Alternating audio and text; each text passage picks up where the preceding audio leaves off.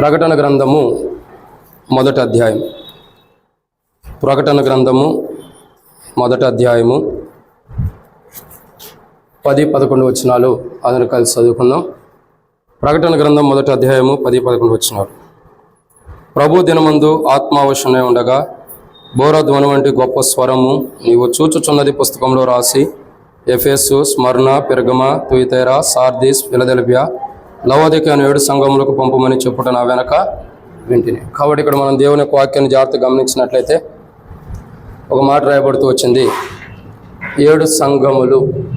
ఇప్పటికే మనం 7 సంఘముల్లో 7వ సంఘమును గురించి 15 వారాలు ధ్యానించాం. క్షమించండి, 14 వారాలు ధ్యానించాం. ఇది 15వ ఆదివారం.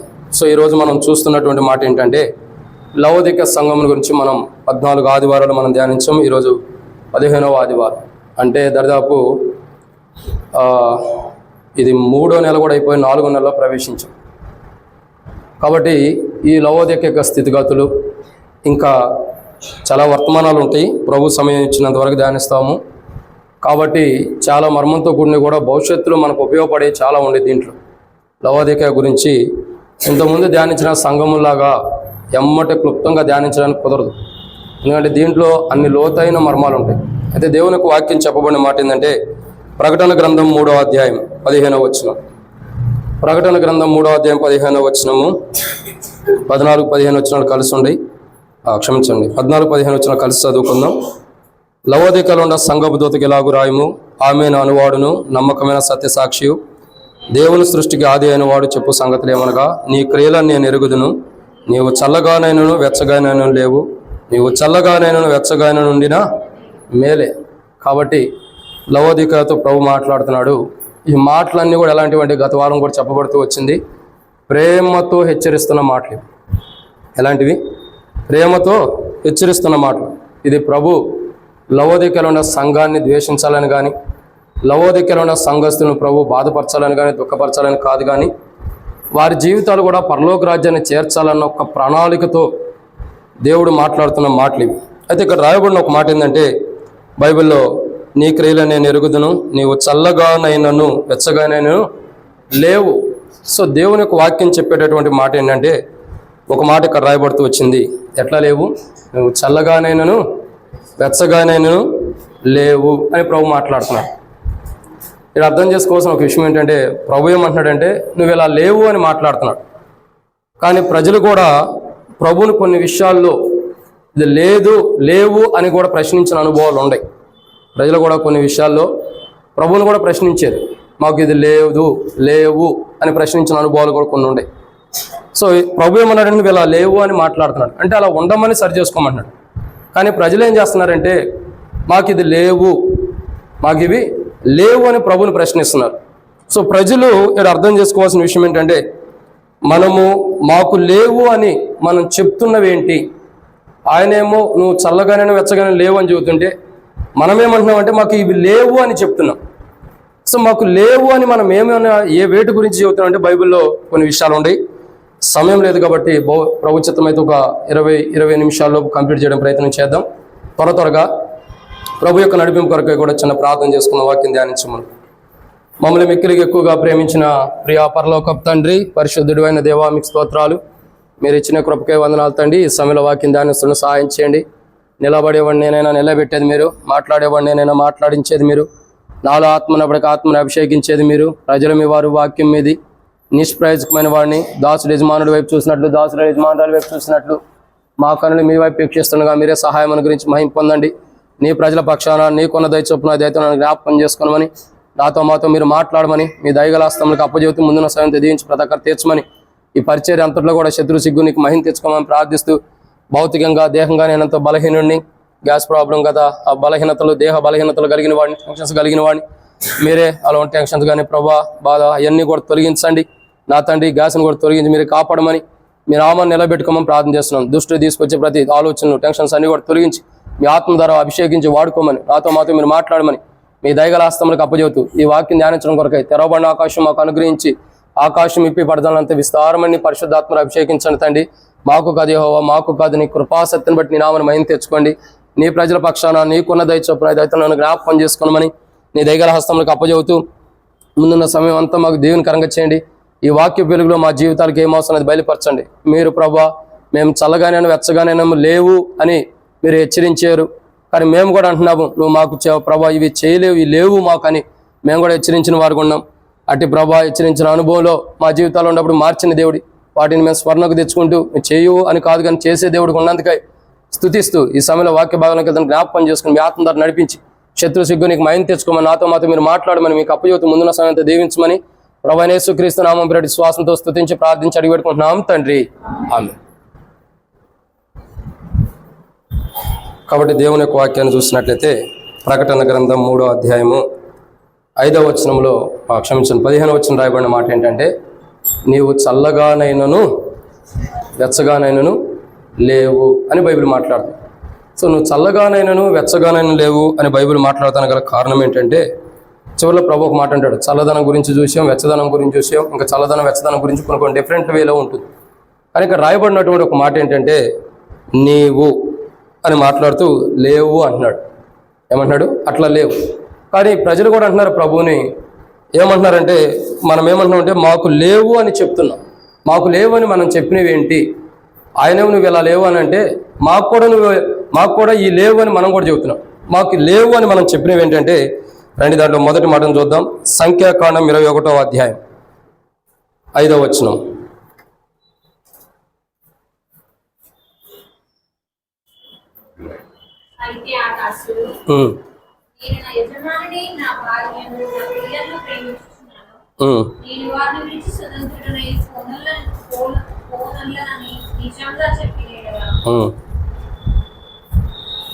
ఇక్కడ ఒక మాట రాయబడుతుంది. దేవుని యొక్క వాక్యాన్ని చూసినట్లయితే సంఖ్యాకాండము 21వ అధ్యాయము 5వ వచనంలో ఒక మాట రాయబడుతూ వచ్చింది. ఏంటి మాట అంటే సౌండ్ తగ్గించండి. సరే, ఏం మాట రాయబడుతుందంటే కాగా ప్రజలు దేవునికి మోషేకు విరోధంగా మాట్లాడి అరణ్యంలో చచ్చుటకు ఐగుప్తులో నుండి మీరు మమ్మల్ని ఎందుకు రప్పించిదిరి? ఇక్కడ ఆహారము లేదు, నీళ్లు లేవు, చవిసారములు లేని ఈ అన్నము మాకు అసహ్యమైనదనిది. సంఖ్యాకాండం 21వ అధ్యాయం 5వ వచనం. కాబట్టి ఇక్కడ దేవుని యొక్క వాక్యాన్ని జాగ్రత్త చూసినట్టయితే ఒక మాట రాయబడుతూ వచ్చింది. ఏంటి మాట అంటే ప్రజలు అంటున్నారు, ఏమంటున్నారు? లేవు అని అంటున్నారు. ఏం లేవు అంటున్నారు అని అంటే ఏమంటున్నారు? ఇక్కడ ఆహారం లేదంటున్నారు. ఏం లేవంటున్నారు? ఆహారం. ప్రజల యొక్క జీవితాన్ని మనం అర్థం చేసుకున్నట్లయితే ప్రజలు మాట్లాడినటువంటి కోణంలో ప్రజలు ప్రభు దగ్గరికి వచ్చి మాట్లాడుతుంది ఏంటంటే ఇది మాకు లేదు అని మాట్లాడుతూ వస్తున్నారు. ఏం లేదు అని అంటే బైబిల్ చెప్తున్న మాట ఏం లేదు, ఆహారం లేవు. ఆహారం ఏది?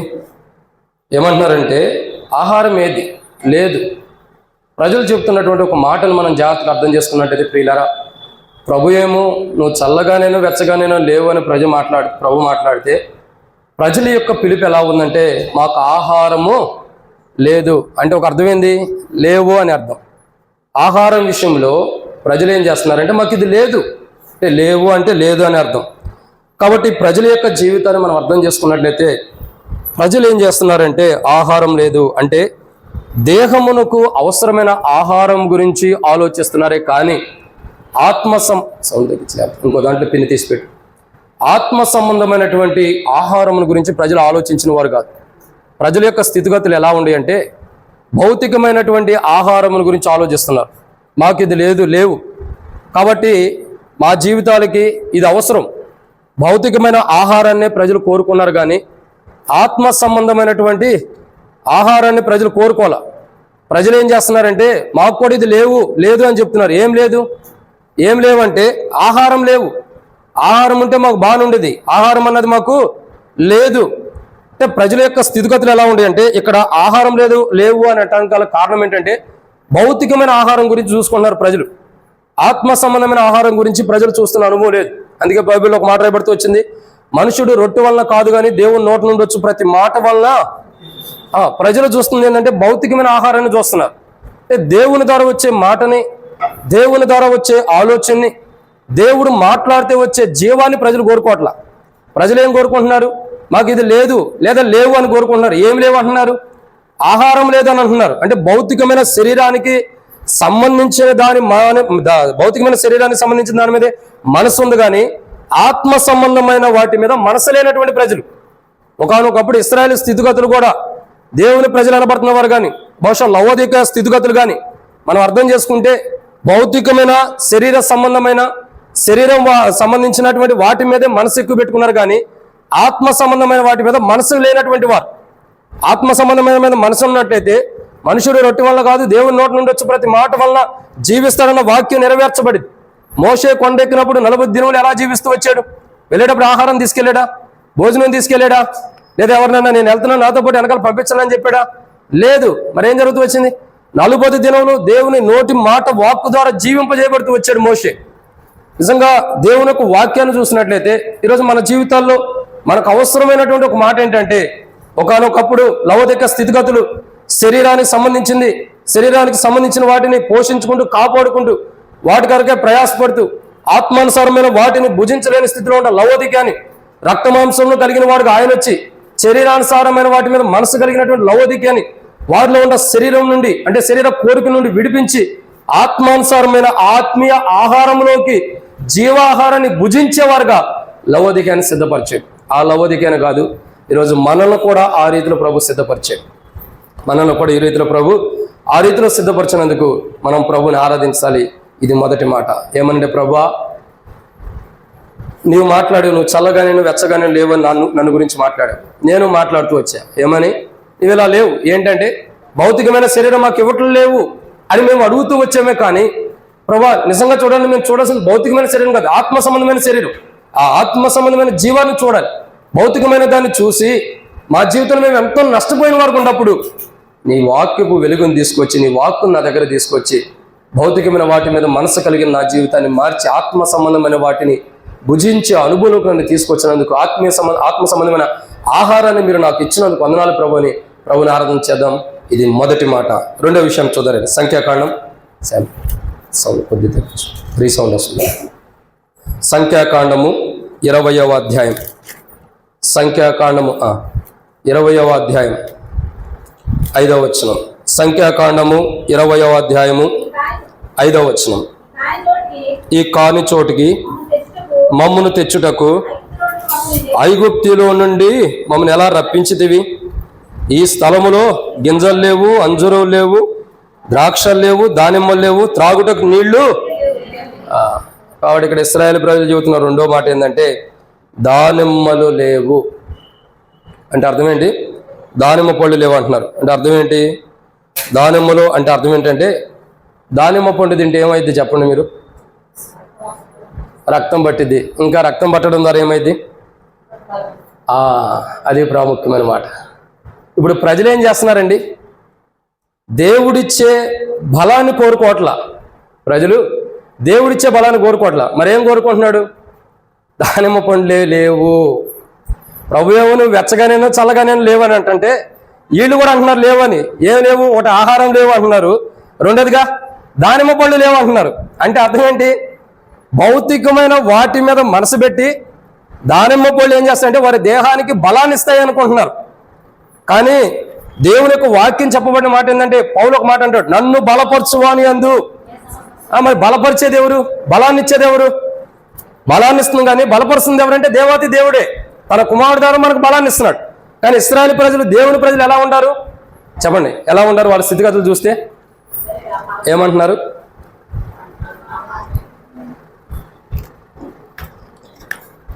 ఏమంటున్నారంటే దానిమ్మలు అంటే అర్థం ఏంటంటే భౌతికమైన బలం చూసుకుంటున్నారు, భౌతికమైన బలాన్ని కోరుకుంటున్నారు, భౌతికమైన బలం కోసం ప్రయాసపడుతున్నారు. మాకు ఇది లేదు, దీని ద్వారా మాకు బలం వచ్చేది, దీని ద్వారా మాకు ఎంతో బలం వచ్చేది, ఈ దానిమ్మ పళ్ళు తింటే మా రక్తం బట్టి మా దేహంలో ఎంతో బలం ఉండేది, కాబట్టి ఆ బలం మాకు లేదు ఇప్పుడు.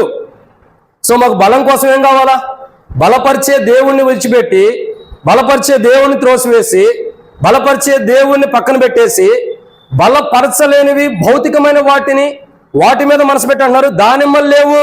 అంటే మాకు భౌతికమైన విధానంలో మమ్మల్ని బలపరచడం కొరకు దానిమ్మ పళ్ళు మాకు అవసరము. ఏం కావాలని కోరుకుంటున్నారు? దానిమ్మ పళ్ళు. అంటే దేవుడిచ్చే బలాన్ని కోరుకోవట్లా. ఒకానొకప్పుడు లవోదిక ప్రజలు కూడా ఇలాగే ఉన్నారు. దేవుని బలాన్ని పొందుకోలేక భౌతికమైన వాటిని కలిగి ఉండి వాటి ద్వారా తృప్తిపడి, వాటిని తిని తృప్తిపడి వాటి ద్వారా బలాన్ని తెచ్చుకునేవారు ఉంటారు. కానీ ఆ బలం ఎలాంటిది? నిష్ప్రయోజకమైనది. బలం ఎలాంటిది? నిష్ప్రయోజకమైనది.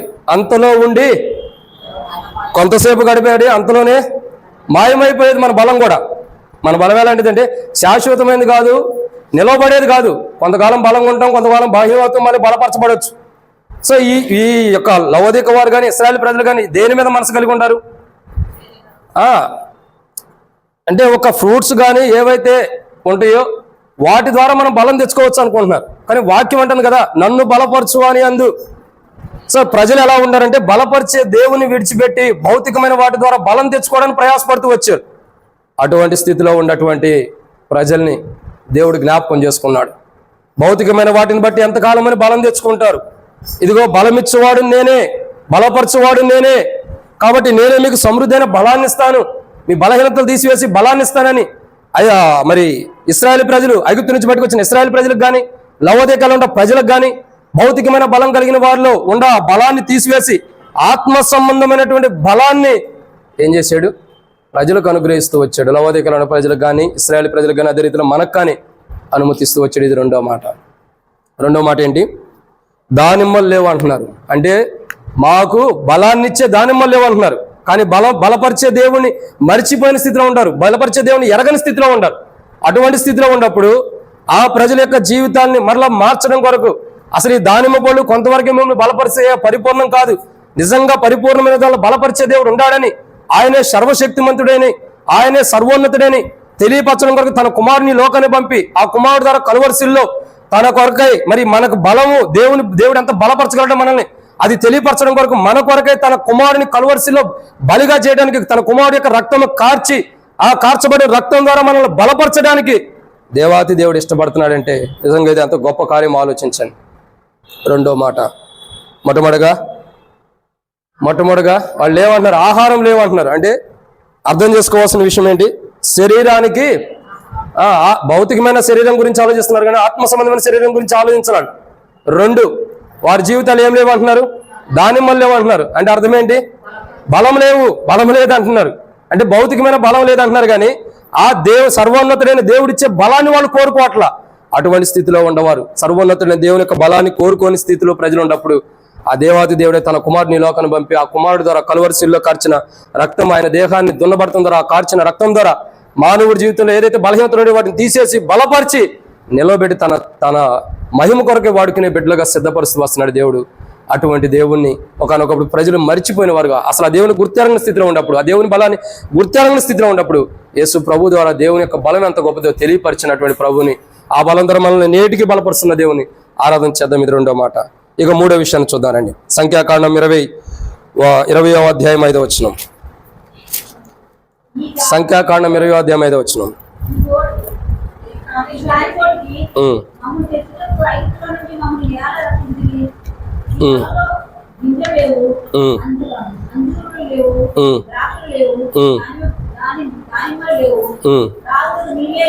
చాలక్క. మూడో మాట ఏంటంటే ఇక్కడ రాయబడుతున్న మాట ఏమని రాయబడుతూ వచ్చింది? సంఖ్యాకాండం 20వ అధ్యాయం 5వ వచనంలో ద్రాక్షాలు లేవంట. ఏం లేవు?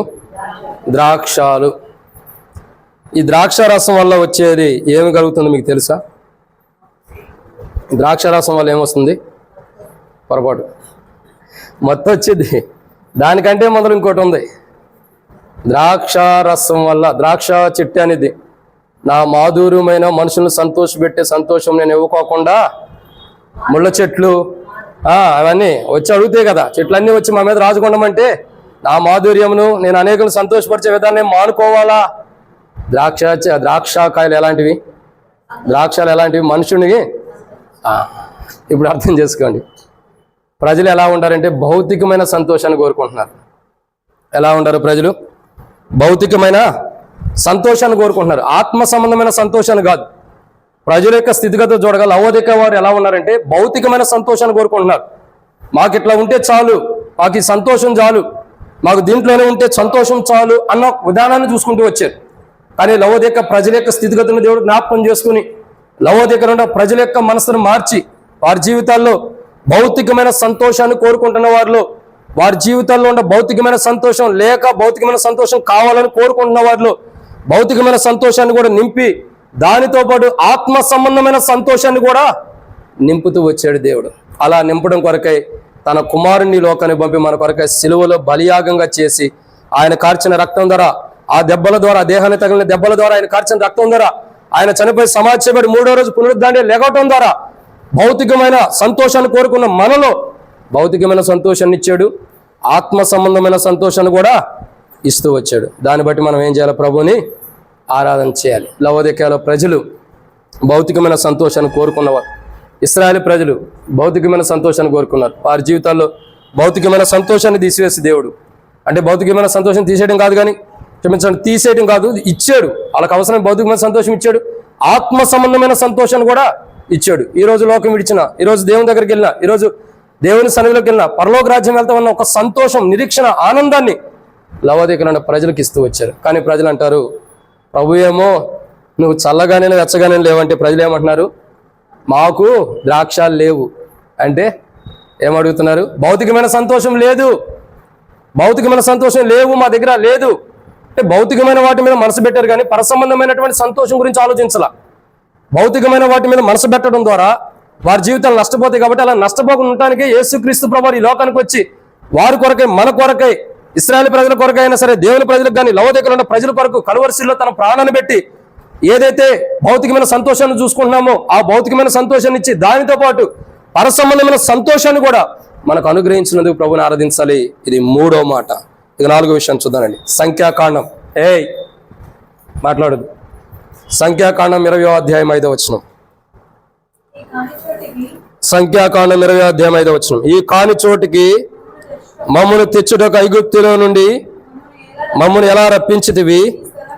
ఈ స్థలములో గింజలు లేవు, అంజూరం లేవు, ద్రాక్షలు లేవు. చాలక్క. ఎన్నో మాట ఇది? 4. ఏమి లేవు అంటున్నారు ప్రజలు. మనం అంటున్నాం కదా, మాకు ఈ లేవు అని అంటున్నావు. ఏమి లేవు అంటున్నావు 4గా అక్క? అంజూరులు ఒక రకంగా అంజూరు పళ్ళు అనుకోండి. అంజూరు పళ్ళు లేదా అంజూరు ఎలాంటిది తెలుసా? దాని యొక్క స్థితిగతి చూడగా నిబ్బరముగా నివసించడానికి ఉపయోగపడేదిగా మనం చూస్తున్నాం. నిబ్బరం కలిగినటువంటి హృదయాన్ని లేదా నిబ్బరం కలిగిన అనుభవంలోకి తీసుకొస్తున్న అనుభవాన్ని చూస్తున్నాం. ప్రజలు ఏం చేస్తున్నారంటే నిబ్బరముగా నివసించడానికి అంజూరపు లేవు. మేము నిబ్బరంగా ఉండాలి, కలవరం ఉండకూడదు, ఇక మాలో ఏ టెన్షన్స్ ఉండకూడదు, ఏ బాధ ఉండకూడదు, ఏ వేదన ఉండకూడదు, హ్యాపీగా రావాలి, హ్యాపీగా పరలోక రాజ్యానికి వెళ్ళాలి. ఈ ప్రభు కోసం నెమ్మదిగా నేనక్క ఇక ప్రభు కోసం ఏం కష్టాలు బాధలు ఏం అవసరంలో మాకు రక్షించబడంగానే మాకు పరలోక రాజ్యం కావాలన్న విధానంలో ఇశ్రాయేలు ప్రజలు ఉంటారు. లేదంటే లవోదికయలో ప్రజలు ఉంటారు. వాళ్ళ స్థితిగతులు చూడగా రక్షించబడి నేను ఎందుకు అంటున్నానంటే వారి స్థితిగతులు చూడగానే ఎలా ఉంది? నిబ్బరంగా ఉండే వాటిని చూసుకుంటున్నారు, కలవరం ఉండకూడదు. ప్రభు ఏమన్నాడు? నిబ్బరం కలిగి ధైర్యంగా ఉండి కలవరపడకుడి అని రాయబడుతూ వచ్చింది. యెషయా 41వ అధ్యాయం 1వ వచనం 10వ వచనం రాయబడుతుంది. భయపడకుడి అని రాయబడుతూ వచ్చింది. ఏమంటాడు? నేనే నీ దేవుణ్ణి ఉన్నాను అంటున్నాడు. అంటే నిబ్బరం ఎందుకు ఉండాలి? ప్రజలు ఏంటంటే కలవరాన్ని కోరుకోవట్లా. ప్రజలు ఏంటంటే భయపడే విషయాలు అవసరంలా. మాకెన్నడూ కూడా భయం తొలగించబడి మేము నిబ్బరంగా ఉండాలి. నెమ్మది కావాలని కోరుకుంటున్నారు ప్రజలు. మాకు నెమ్మదిగా ఉంటే చాలు అంటే ఈ శరీరానికి నెమ్మది కోరుకుంటున్నారు, కానీ ఆత్మకి నెమ్మది కోరుకోవట్ల. వాళ్ళు ఏం కోరుకుంటున్నారు? శరీరానికి మాత్రమే నెమ్మదిగా ఉండాలి, మరి ఆత్మకి ఏం చేయాలా? అది ఎట్టగాలిపోయిన పర్లా. అదిగా ధనవంతుడు చేస్తున్నాడు కదా. ఏమంటున్నాడు? ధనవంతుడు ధనంతో ఉన్నంత కాలం ఏం అర్థం కాల. తన ధనము ఈ లోకం నుండి, తన ధనం ఎంత ఉన్నా కానీ ఈ లోకం నుంచి విడిచిపెట్టి తన నరకంలో కాలిపోయేటప్పుడు గుర్తు వస్తుంది. అయ్యా ఏమంటున్నాడు చెప్పండి, మీరే చదవండి.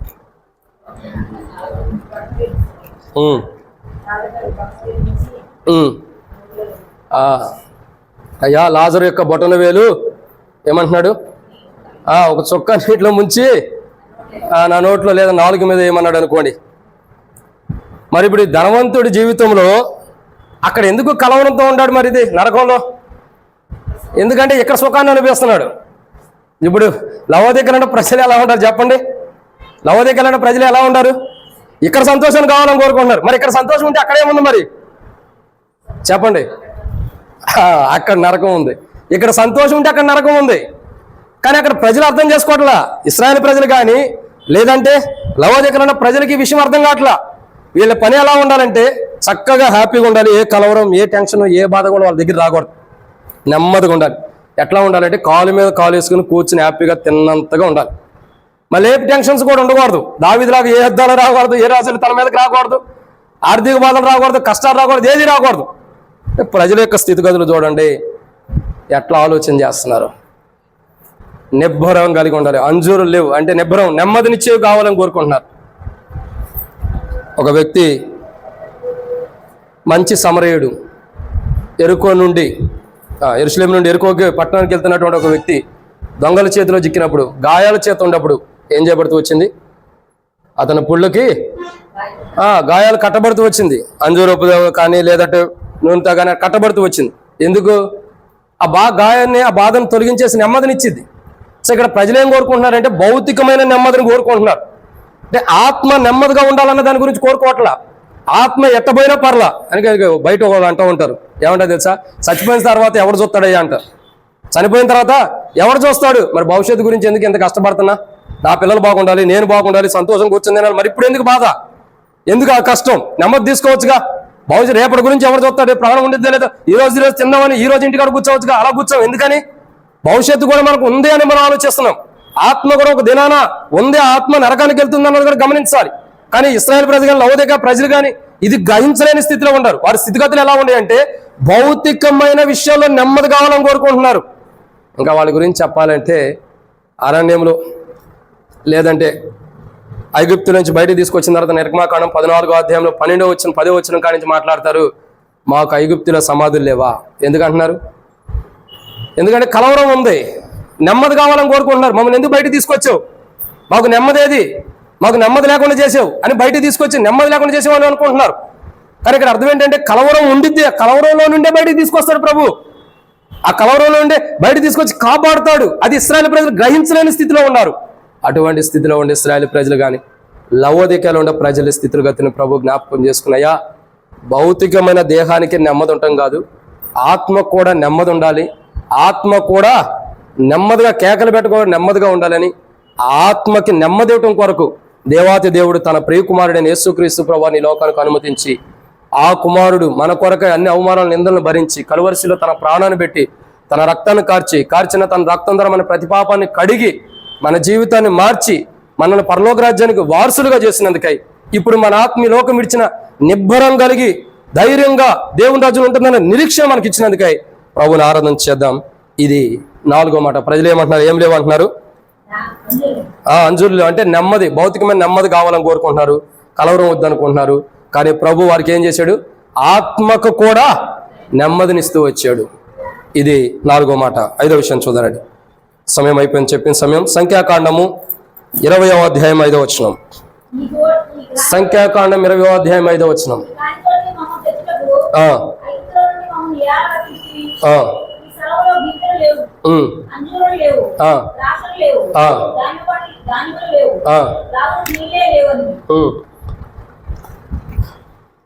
చాలా ఏం లేవన్నారు లాస్ట్లో. అది ఇప్పుడు ఏం కోరుకుంటున్నారు? నీళ్లు లేవని అంటున్నారు. ఏం కావాలి వాళ్ళకి? నీళ్లు కావాలి. ఆ నీళ్ళ కొరకు ఏం చేశాడు మరి? బండలో నుండి నీళ్లు తీసుకొచ్చాడు. చేదు నీళ్ళని ఏం చేశాడు? చెప్పండి, ఏం చేశాడు? మధురంగా మార్చాడు. ఇప్పుడు ప్రజలకు కావాల్సింది ఏంటి? భౌతికమైన జీవాన్ని కావాలని కోరుకుంటున్నారు. అంటే ఆత్మ సంబంధమైన జీవం వారికి అవసరంలా. ప్రభు ఏమన్నాడు? నేనే జీవ ఆహారమై ఉన్నాను, జీవజలపు బొగ్గ ఓట అని రాయబడుతూ వచ్చింది ఆయన గురించి. ఇంకేం రాయబడుతూ వచ్చింది? ఆయనే జీవాహారమై ఉన్నాడు, జీవజలమై ఉన్నాడు. ఇప్పుడు ఆయన అంటాడు కదా, నేను ఇచ్చిన నీళ్లు త్రాగువాడు మరి ఎన్నటికి దప్పిగొన్నాడు. అక్క మరణం కాదు, అక్కని చూడాలి. ఏమన్నా దప్పిగొన్ను. అసలు నాకే మతిమరుపు ఎక్కువ ఉంది, ఇంకా ఎక్కువైపోయింది. ఇప్పుడు ఈ బలహీనత వచ్చిన కానీ ఒక నెల క్రితం నుంచి అయితే చాలా బలహీనత ఎక్కువైపోయింది. ఏం గుర్తుంటలా. వాక్యమే దేవుడు గుర్తుపెట్టాడు. ఇక మనుషుల పేర్లు కూడా గుర్తుంటలే. మీరు సగం మంది పేర్లు కూడా మర్చిపోయారు. దేవునికి వందనాలు. ఉండదాన్ని కూడా మీరు పోగొట్టొద్దు. సరే, ఏమని రాయబడుతూ వచ్చింది? ఇక్కడ జీవజలం.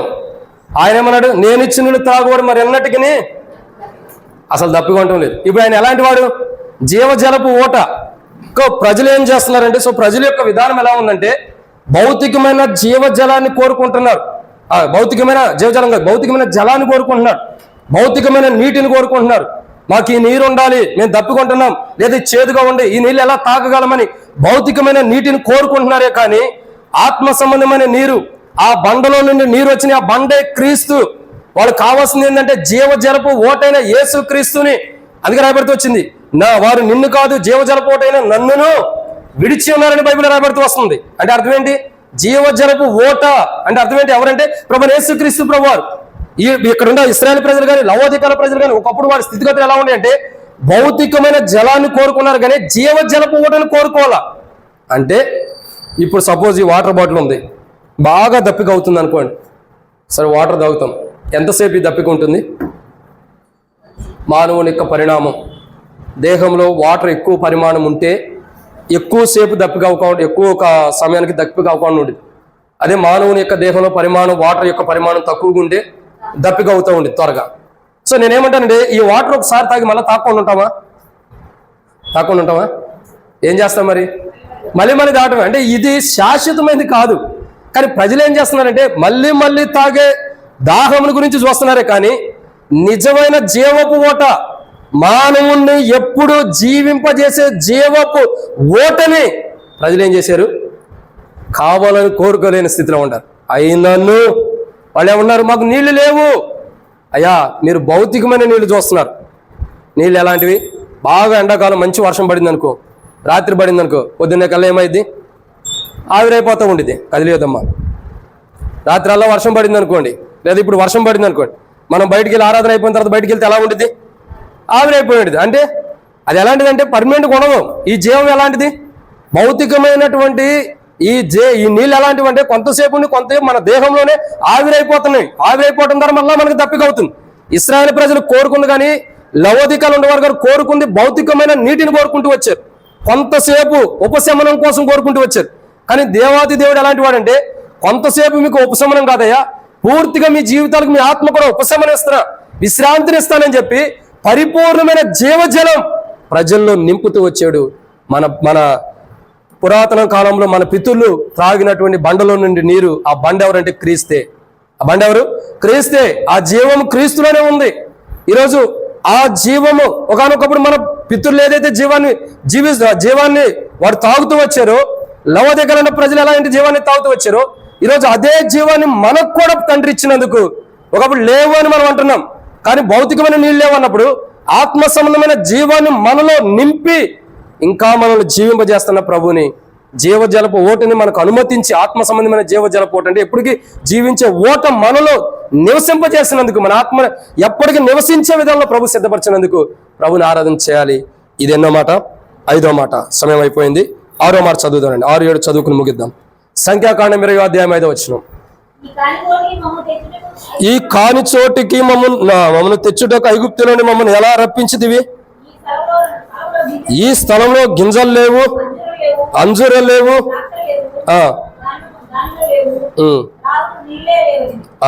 త్రాగుటకు నీళ్ళే లేవంటున్నారంట. సో ఇక 5వ మాట 6వ మాటను చూస్తున్నాం. ఏమి లేవంటున్నారు ప్రజలు? గింజలు లేవు. బాగా గుర్తుపెట్టుకున్నారు. గింజలు. ఈ గింజలు ఎలాంటివి? ఈ గింజలు ఎలాంటివి అంటే గింజలు లేవు అంటున్నారు. ఈ గింజలు ఎలాంటివి అంటే ఈ గింజల యొక్క స్థితిగతులు చూడగా ఇవి ఒక రకంగా చెప్పాలంటే ఈ యొక్క గింజల విషయాల్లో మంచిది ఏదీ లేదు. చూడండి, ఒక గింజలు మనం కోరుకుంటాం, సరే వడ్లే కోరుకుంటాం. వడ్లు మనం చేలో జల్లిన వడ్లు అన్నీ కూడా ఫలిస్తాయా? చెప్పండి. ఫలించు. కొన్ని ఏమైపోతాయి? కొన్ని మురిగిపోతాయి, కొన్ని ఏమైపోతాయి? ఫలించుకోకుండా నిష్ప్రయోజకమైనవి ఉంటాయి. మరికొన్ని ఏమవుతాయి? ఫలించేవి ఉంటాయి. కొన్ని ఏమవుతాయి? త్రోవ పక్కన పడిన అనుభవం కూడా వచ్చేస్తాయి. కొన్ని విత్తనాలు ఎలా ఉంటాయి? గింజలన్న విత్తనాలన్న ఒకటే కోణంలోకి వచ్చేది. ఏమవుతుంది? కొన్ని గింజలు ఎలా ఉంటాయి? విత్తనాలు త్రోవ పక్కన పడుతుంటే సాతాను చేతిలో కూడా ఉంటాయి.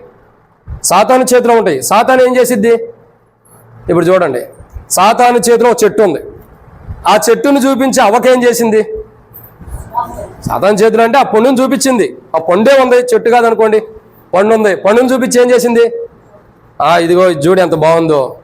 అప్పటిదాకా పండు బాగలేదా? మరి ఇప్పుడే బాగుంది.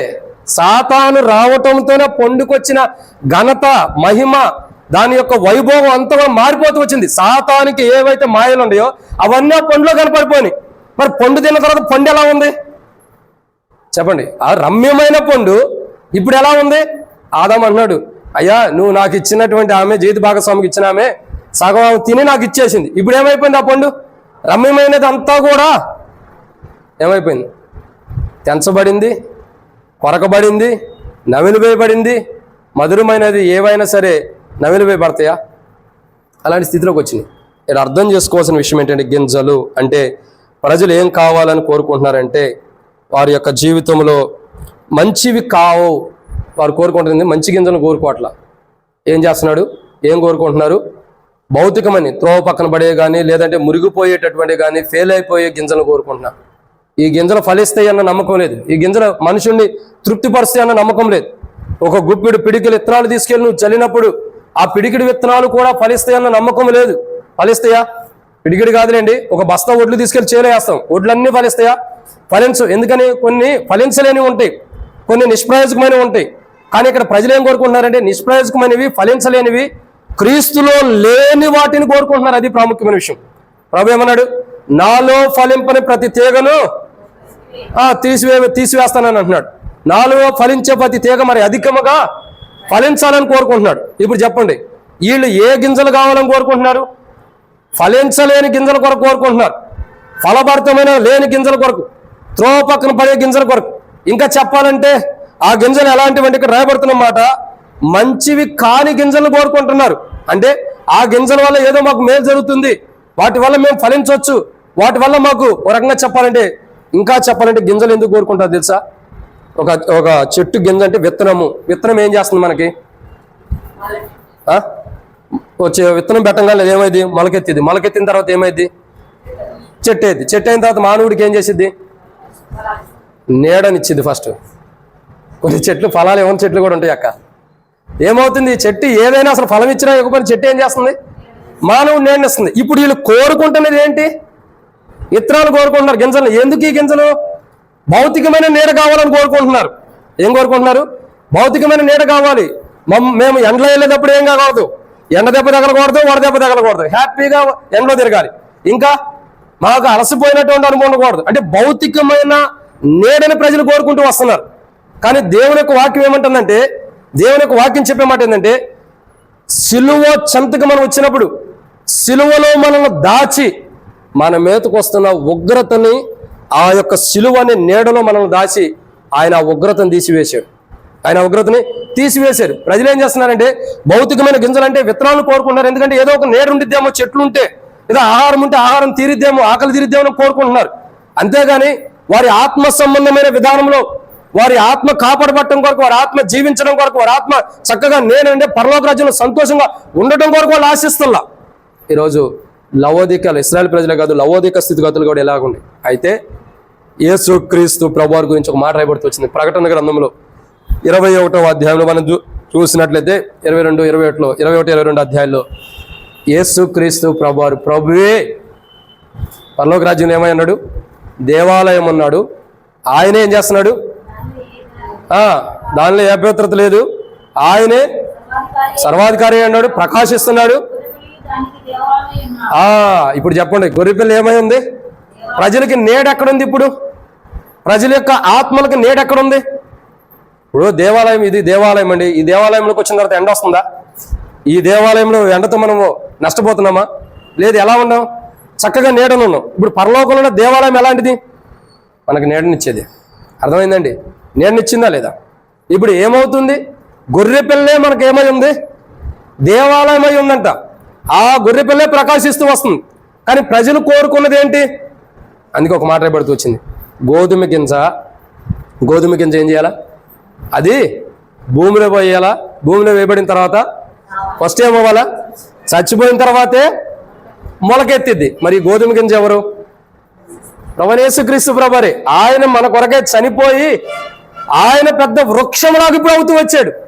ఆ వృక్షమని ఎక్కడ చూస్తామంటే, పరలోక రాజ్యంలో దేవాలయం ఉన్నప్పుడు ఆ వృక్షాన్ని మనం చూసి సంతోషించగలుగుతాం. ఇప్పుడు చెప్పండి, అసలైన నీడ ఆత్మకి ఎక్కడ ఉంది? పరలోక రాజ్యం ఉంది. కానీ ప్రజలు కోరుకుంటుంది ఏంది? భౌతికమైన నీడను కోరుకుంటున్నారు. ఈ నీడ ఉంటే చాలు, ఈ చెట్లు ఉంటే చాలు, ఈ నీడ ఉంటే చాలు అనుకుంటున్నారు. భౌతికమైన, అందుకే నేను ఒక మాట చెప్పి నేను ముగిస్తాను, అయిపోయింది కాబట్టి. మన ఒక వ్యక్తి ఒక స్టేటస్ పెట్టాడు.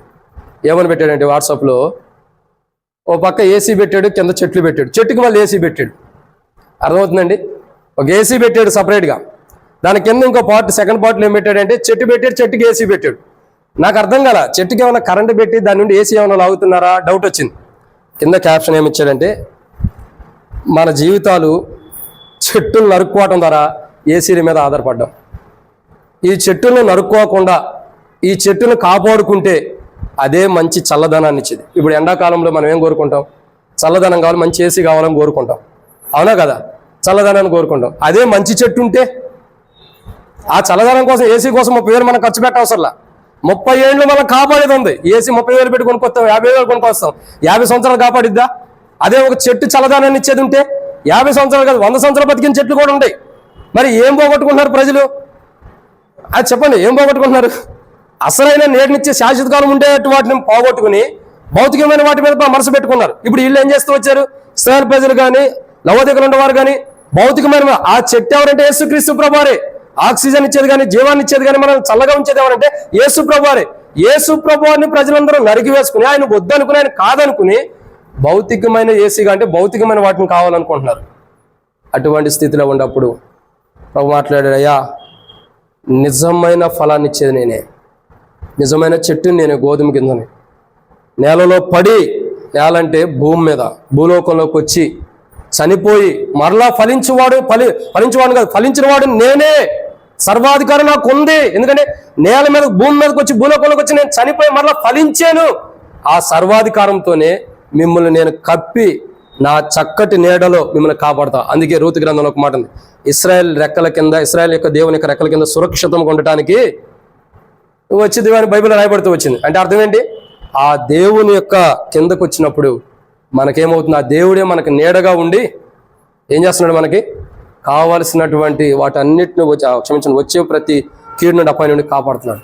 అది ప్రజలు తెలుసుకోలేని స్థితిలో ఉన్నారు. తెలుసుకోలేక భౌతికమైన గింజలు అంటే భౌతికమైన నీడను కావాలని కోరుకున్నాడు, కావాలని కోరుకున్నారు. నిజమైన నీడనిచ్చే ప్రభుని వాళ్ళు విడిచిపెట్టారు. అందుకే ప్రభు ఒక మాట అంటాడు, సమూయేలుతో కానీ, మోషేతో కానీ, ప్రజలతో కానీ ఒక మాట అంటాడు, వాళ్ళు నిన్ను కాదు విడిచిపెట్టింది. మరి ఎవరిని విడిచిపెట్టారు? ఎవరిని విడిచిపెట్టారు? వాళ్ళు ఐగుప్తు నుంచి తీసుకొచ్చిన దేవుడినైనా, ఐగుప్తు నుంచి తీసుకొచ్చిన జీవజలపు ఓటనైనా నన్నే విడిచిపెట్టి ఉన్నారని ప్రభు మాట్లాడుతూ వస్తున్నారు. ఎవరు విడిచిపెట్టారు? ఎవరు ప్రజలు ఎవరిని విడిచిపెట్టారు? నిజమైన నిన్ను కాదయ్యా మోషే, లేకపోతే నిన్ను కాదు విడిచిపెట్టింది, జీవజలపు ఓటనైనా నన్నునే విడిచిపెట్టారు. చూడండి ప్రజల యొక్క జీవితాలు. అసలైన నీడను కొట్టివేసుకున్నారు. భౌతికమైన నీడని, కొంతసేపు అంతలో వెళ్ళిపోయే నీడను కావాలని, అటువంటి చెట్లు కావాలని ప్రజలు కోరుకుంటున్నారు. అయితే అటువంటి స్థితిలో ఉండే వారిని కూడా ప్రభు జ్ఞాపకం చేసుకుని వారి జీవితాలు కూడా మార్చి, వారిలో కూడా లోతైన కార్యం జరిగించి, వారిని కూడా నిజమైనటువంటి చెట్టు నీడకి దగ్గరికి, పరలోకంలో ఉండబోతున్న నీడ సంతికి, ఆ నీడ దగ్గరికి లవోదికలో ఉన్న ప్రజలు, ఇశ్రాయేలు ప్రజలు కాదు, మనల్ని కూడా ప్రభు తీసుకొచ్చినందుకు, ఒకప్పుడు మనం కూడా ఈ కోరుకున్న వారిని, వాటి నుండి, ఆ నీడ నుండి విడిపించి శాశ్వతమైన నీడలోకి మనల్ని ప్రభు తీసుకొచ్చినందుకు ప్రభుని ఆరాధన చేద్దాం. ఇది 6వ మాట. 7వ విషయం, 7వ మాటను చూడండి. సంఖ్యాకాండం 21వ అధ్యాయం 5వ వచనం. సంఖ్యాకాండం 21వ అధ్యాయం 5వ వచనం. సంఖ్యాకాండము 21వ అధ్యాయం 5వ వచనం. కాగా ప్రజలు దేవునికిని మోషేకును విరోధముగా మాట్లాడి, అరణ్యంలో చచ్చుటకు ఐగుప్తులండి మీరు మమ్మను నెందుకు రప్పించిదిరి? ఇక్కడ ఆహారం లేదు, నీళ్లు లేవు, చవిసారము లేవు, ఈ అన్నపాలు మాకు చవిసారం లేవంట, అసహ్యమనేవంట. అంటే అర్థం ఏంటో తెలుసా? 7వదిగా మధురమైనవి మాకు లేవు. మరి ఏమున్నాయి? మధురమైన వాటిని కోరుకోవట్లా, అసహ్యమైన వాటిని కోరుకుంటున్నారు. మీరు చూడండి, మాకు అన్నపానం లేవు అని అంటున్నారు కదా. ఇశ్రాయేలు ప్రజలు ఐగుప్తు నుంచి బయటకు వచ్చిన తర్వాత వారికి ఒక ఆహారాన్ని దేవుడు అనుమతించాడు. ఏంటి ఆహారం? మన్నా. దేవదూతలు తినేది అంటాము కాబట్టి దేవదూతలు భుజించే ఆహారం కానీ, కొత్తిమీర గింజలు లాంటి అనుభవం ఉన్నటువంటి ఆహారాన్ని, బోళంలాగా ఉండే ఆహారాన్ని ప్రభు అనుమతించాడు. మన్నా ఈ మన్నాని ప్రభు అనుమతించాడు. సో ఈ మన్నా ప్రజలకి అనుమతించబడింది. ఎప్పటి వరకు ఆ మన్నా తినాలి చెప్పండి? ఎప్పటి వరకు ఆ మన్నా తినాలి?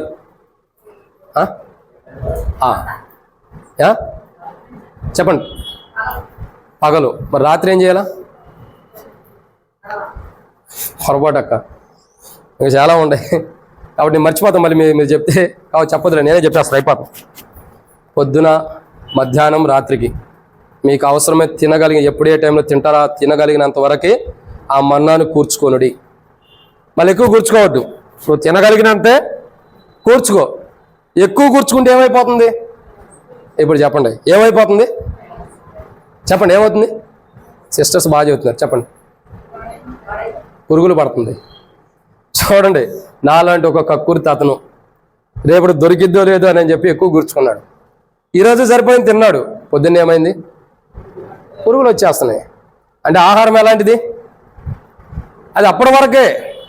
ప్రజలు ఏం కోరుకుంటున్నారంటే ఇప్పటి వరకు మధురమైనది ఉంటే చాలు. అంటే మనం మన భాషలో చెప్పాలంటే చికెన్ బిర్యానీ, మటన్ బిర్యానీ అవి ఉంటే చాలు. వాటి వల్ల వచ్చే గ్యాస్ ట్రబుల్, వాటి వల్ల వచ్చే అనారోగ్యాలు, వాటి వల్ల వచ్చే హార్ట్ స్ట్రోక్, ఇవన్నీ మనం కోరుకోం. ఎక్కడైనా ఫంక్షన్ జరిగిందనుకో, ఎప్పుడు పప్పు చారేనా, ఏంది మటన్ చికెన్ బెటర్, మేక గొయ్యరా, ఇది మనం అడుగుతూ వస్తాం సహజంగా. అంటే మనం కాదు, జనరల్ చెబుతారు, అంటే భౌతికమని. కానీ ఇక్కడ కోరుకునేది అంటే మధురమైనది ఏంటంటే యేసు ప్రభు వారే. కానీ ప్రజలు ఏం చేస్తున్నారంటే మధురమైన దాన్ని విడిచిపెట్టేస్తున్నారు. మధురమైన దాన్ని విడిచిపెట్టేసి భౌతికమైన వాటిని కావాలని కోరుకుంటున్నారు. పురుగులు పెట్టేవి కానీ, లేదంటే అసహ్యమైన వాటిని కావాలని కోరుకుంటున్నారు. అపవిత్రమైనది కావాలని కోరుకుంటున్నారు. ప్రజల యొక్క జీవితాలు ఎలా ఉంటాయంటే అపవిత్రమైన ఉంటే చాలు, మాకు పవిత్రమైనది కాదు, మాకు కావాల్సింది ఏంటి? అపవిత్రమైనదనా, మాకు ఇది లేవు. ఏమి లేవంటున్నారు? ఏదంటే ఇక్కడ రాయబడుతున్న మాట చూసిన 21:5 రాయబడుతున్న మాట ఏంటంటే, చివరిలో రాయబడుతున్న మాట, మాకు అసహ్యమైనదనిరి. అంటే ఏది? సవిసారం లేని అన్నారు. అంటే భౌతికమైన మధురమైన దాని గురించి కోరుకుంటున్నారు ప్రజలు. మాకు భౌతికమైన మధురమైనది ఏది? ఆ మధురమైన విధానం లేదు. కాబట్టి భౌతికమైన మధురమైన విధానం లేదు. మాకు కావాల్సింది ఏంటంటే భౌతికమైన మధురమైనది. కానీ ప్రభు ఏం చేస్తున్నాడంటే ఆత్మ సంబంధమైన మధురమైనది అని ప్రభు ఇస్తున్నాడు. ఆత్మ సంబంధమైన మధురమైన దాన్ని ప్రభు అనుగ్రహించడానికి ఇష్టపడుతున్నాడు.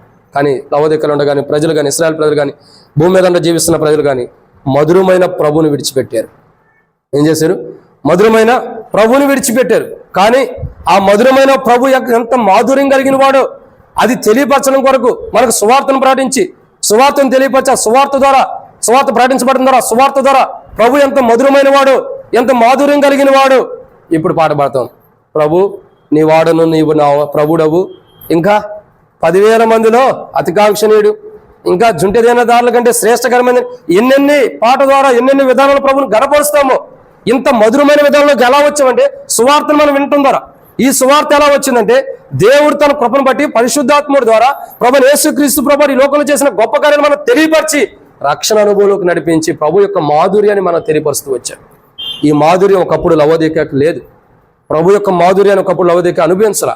కానీ ఇప్పుడు ఆ లవోదిక కానీ, దేవుని ప్రజలకు కానీ, ఇశ్రాయేలు ప్రజలకు కానీ, మనకు కానీ ప్రభు ఆ మాధుర్యాన్ని తెలియపరచబడిన ఆ మాధుర్య ప్రకారం ప్రభుని ఆరాధన చేద్దాం.